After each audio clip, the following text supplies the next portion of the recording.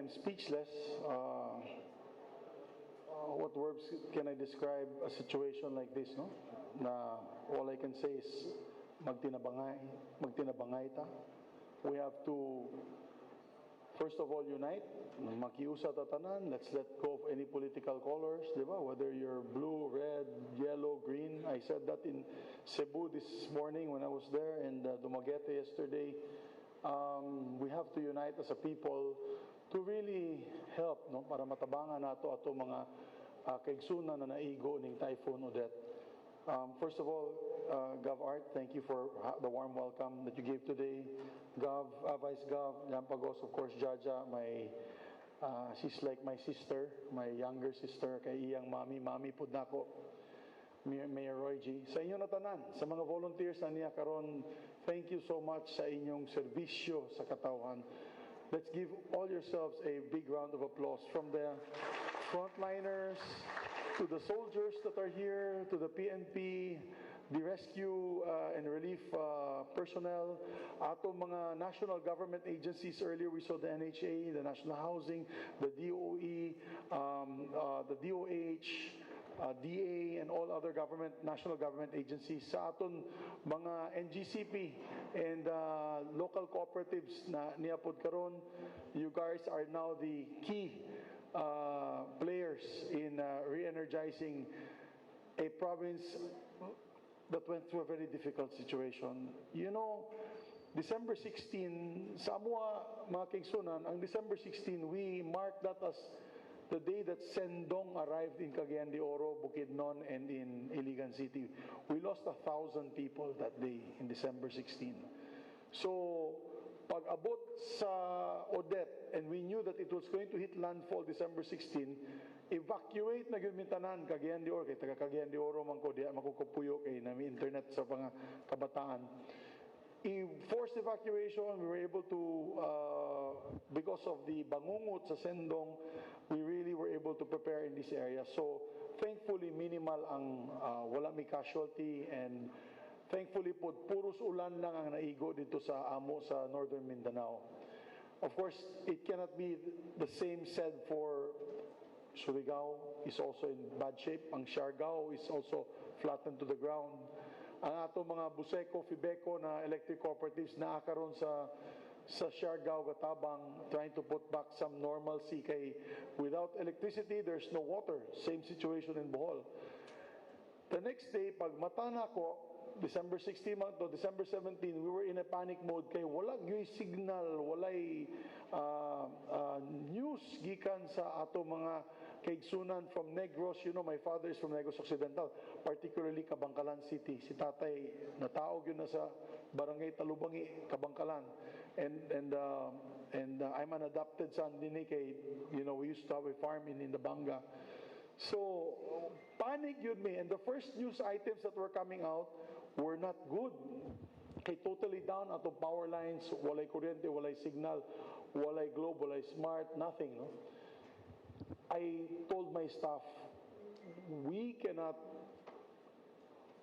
I mean, this is from me, no? I could not in conscience enjoy Christmas without visiting ako mga kasimanwa o mga kaigsunan in these two areas where I grew up in. Kay Bismin man ko, Visayas, Mindanao.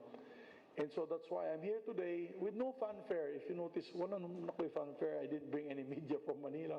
I just flew in here, buy the rice. We bought some rice locally para makadonate mi sa imo. Initially find out what is happening sa ground, Vice Gov, and we can help you sa national level. At least you'll have someone else there screaming at the secretaries or the department heads to do their job. Muna nagbisita ko din sa inyo kay makita nako ang situation on the ground. Thank you for this video, because give me picture. Wala may idea, no? Like Inabanga, I know Inabanga was hard hit, but I didn't realize it was like that. Na murag na World War III ang inyong lugar, no? The Lobok was inundated, and katong island barangays nimo luoy kaayo. We flew on the way here. We saw many of the island barangays flattened. So, my first message to all of us is, let's not lose hope. Di tagwad ano paglaom. because as Filipinos, we are survivors and we've survived worse. We just have to stand up and help each other.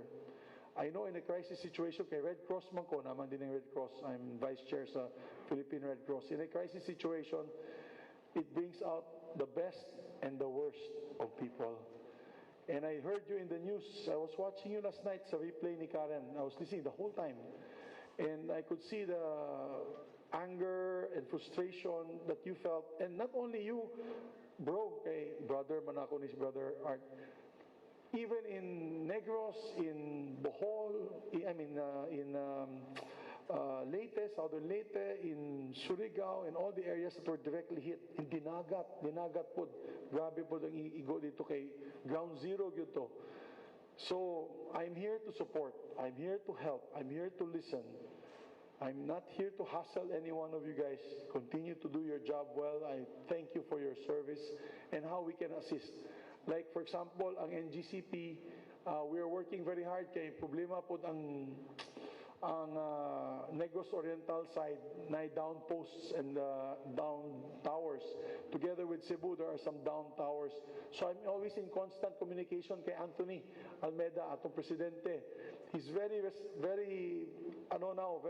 receptive and working very hard to make sure na, as a matter of fact, they're even thinking, kung dili makasulod ang ilang equipment, they're even thinking of renting mga helicopters na to do the job faster, to bring up the towers. At this point in time, it's a crisis situation. Importante kayong power, because without power, walay kuryente, walay tubig, no? We have no water. And many of your flooded areas need water. So, let me know also how we can help in terms of gensets, bro.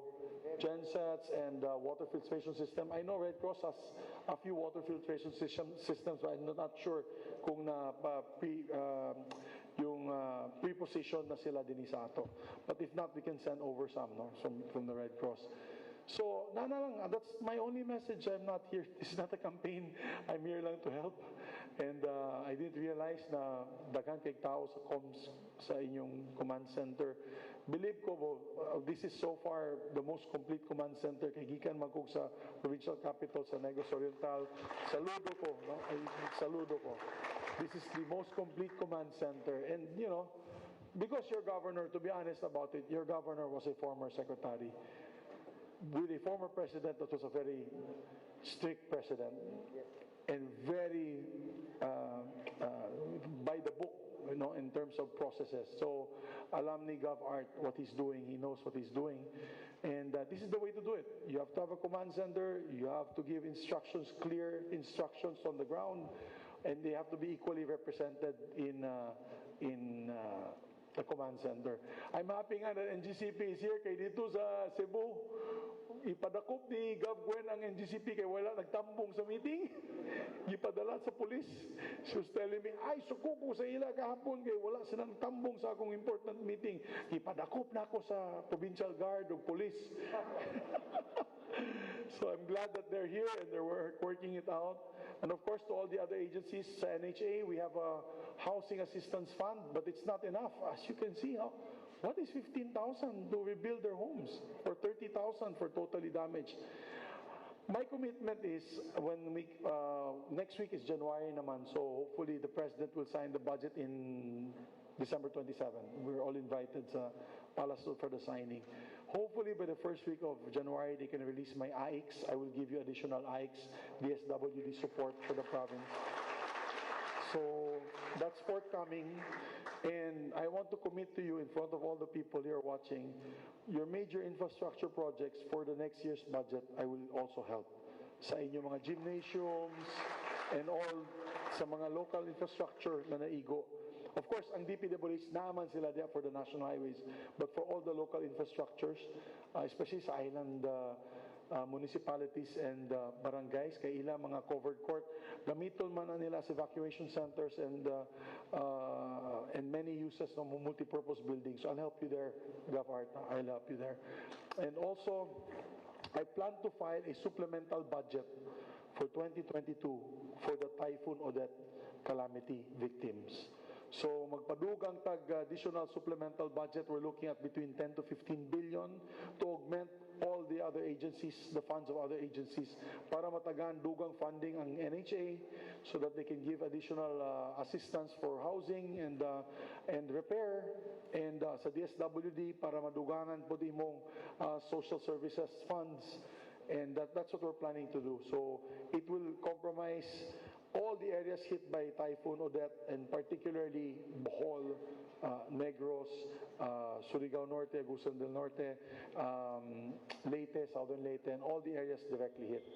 So muna na akong mensahe, I'm here as a dealer of hope, and we're trying to deal hope to the people. I know it's a tough situation. I know you need the help of the military. I think there's looting already in certain areas. I know in Southern Leyte we had problems already. In Surigao del Norte, Siargao, we're having problems. I think here also, if they're hungry, as President Erap used to say, di ba? And a hungry stomach knows no law. Very simple. So magtinabangay ta. We'll help each other. Allow me, utilize me, bro, as your conduit sa taas. But kami sa Senado, that's my commitment. We'll try to pass a supplemental budget, and my AX is forthcoming, partner. Pare, we'll rebuild Bohol together. Let's help rebuild Bohol together. Vice Gov. Thank you, Vice Gov. Salamat kayo sa inyo tanan, guys. Thank you so much. Thank you.